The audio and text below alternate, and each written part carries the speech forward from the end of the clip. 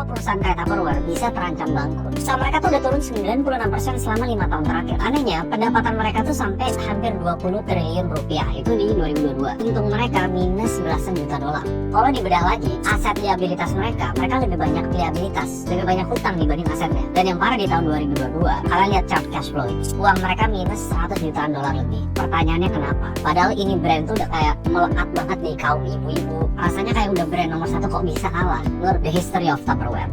Mereka udah dibangun dari 1946, hampir 80 tahun total. Dan sebenarnya simple, mereka tuh terkenal sama food storage. Dari dulu produknya tuh bagus, durable, reusable, gampang buat di storage di stack-stack itu. Sampai sekarang mereka udah sampai 100 negara, retail stores, direct sales. Tapi kenapa setelah 77 tahun ini mereka terancam bangkrut? Rumornya sampai mau PHK massal gila-gilaan. Produk mereka per satu itu, kan kita hitungannya gross margin ya. Mereka tuh sekitar 60-70% gross margin, itu tuh bagus. Tapi ada pepatahnya, perusahaan besar yang nggak bisa adaptasi mereka bakal stagnan. Dan selama 5 tahun terakhir pendapatan itu stagnan, yang pelan-pelan bikin profitnya tergerus sampai nggak bisa bayar operasional. Sekarang tuh di tahap saham mereka di bursa itu hampir di delisting, hampir di take out. Kenapa? Soalnya mereka nggak lapor laporan tahunan keuangan yang wajib. Mereka sampai nggak lapor. Kalau kata CEO-nya Miguel Fernandez, mereka tetap berusaha untuk fundraise atau cari duit lagi untuk bisa bikin perusahaannya survive. Itu di chapter 2, bisnis model Tupperware. Selama beberapa dekade Tupperware kan produknya bagus. Mereka tuh bergantung sama bisnis model namanya direct sales, atau kalau bahasa mereka Tupperware Consultants. Jadi mereka tuh beli semua produknya dari Tupperware dengan harga diskon, terus mereka yang jualin. 1950-an itu tuh sebenarnya revolusioner banget karena produknya bagus, nggak usah keluarin biaya gede untuk di semua tempat.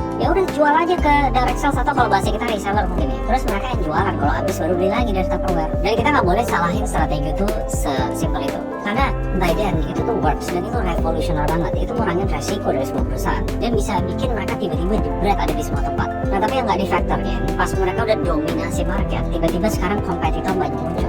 Dan gue agree, sebenarnya produk Tupperware tuh bagus, sampai sekarang tuh masih bagus. Cuma kalau bisnis modelnya nggak di-adjust dari kompetitor masuk, mereka bisa terancam. Dengan adanya kompetitor kita harus pelajari namanya market share. Sekarang itu cuma 5,5%. Itu jauh dari market domination. Kompetitor utama mereka, Newell Brands, itu pegang 40% market share. Ini sesuatu yang harus dipelajarinya, kan mereka dibangun 70-an tahun lalu. Demografi utama mereka siapa aja? Ibu-ibu, keluarga. Nah sejak pandemi, atau bahkan beberapa tahun sebelum pandemi, behavior user, demografi utamanya itu berubah. Harusnya ke orang-orang yang lebih muda, milenial, Gen Z, yang lebih social media native, dan mereka tuh nggak berhasil adaptasi ke strategi itu. Contohnya di era tahun 2000-an ya, plus lah, lebih banyak cewek yang aktif di dunia kerja sebagai profesional. Dulu tuh enggak, dulu tuh kenapa strategi itu works? Karena works untuk ibu-ibu rumah tangga yang kebanyakan non profesional. Gara-gara behaviornya lebih sedikit waktu, makanya brand-brand masuk ke e-commerce, belajar sendiri digital, save time. Dan gue rasa Tupperware kalah banget di sana. Soalnya udah dari setnya 42% konsumen itu jauh lebih suka belanja online. Tupperware is late, bikin sales mereka stagnan, confidence investor turun, sampai nggak bisa bayar operasional. Kalau nggak bisa ya berarti bangkrut. Mau gimana? Kalau kita ngomong direct sales model yang dijalankan sama Tupperware, itu bagus kalau kita udah merambat grassroots, orang-orang yang kenal di circle tertentu udah beli dari sana terus. Tapi untuk audiens baru yang milenial, Gen Z,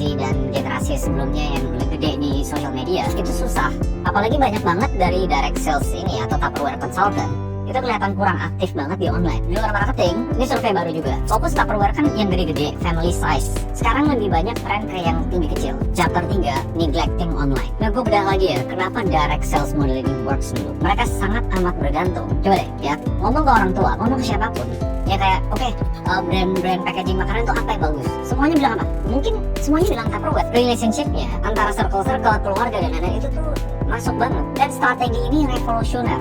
Direct sales membuat personal relationship sama word of mouth itu jauh lebih kuat. Dan siapa yang paling jago kayak gitu? Keluarga, ibu-ibu, apalagi lagi arisan. Itu gagal untuk membuat adaptasi atau diversitas. Produk-produknya juga kayak gitu, strategi marketingnya juga kayak gitu. Intinya jangan sombong. Simple ya, ini statistik ya. Social media advertising, biaya yang dikeluarin seluruh marketing company, seluruh brand dunia itu 2 kali lipat dari tahun 2020 ke 2024, 89 miliar dolar. Dan Tupperware itu nggak leverage itu, belum berhasil. Cost atau pengeluaran dari Tupperware, termasuk dengan cash flow-nya, uang masuk uang keluar, itu jauh lebih berat. Omset gede nggak bisa kita puas-puasin, ujung-ujungnya biaya operasional yang sampai 800 juta dolar, itu yang berat yang harus ditanggung sama mereka. Itu brand yang berhasil adaptasi dan melakukan perubahan sesuai dengan behavior konsumen yang berubah. Kedua, walaupun sales Tupperware hampir 20 triliun rupiah, kita harus lihat pengeluarannya juga. Dan kadang untuk perusahaan consumer goods kayak ini yang berhubungan dengan inventory, marketing, kita harus lihat cash flow-nya juga, uang keluar masuknya. Tupperware bisa dibilang bloated karena kurang inovasi, kurang berhasil naikin sales, susah untuk justifikasi pengeluarannya. Ketiga,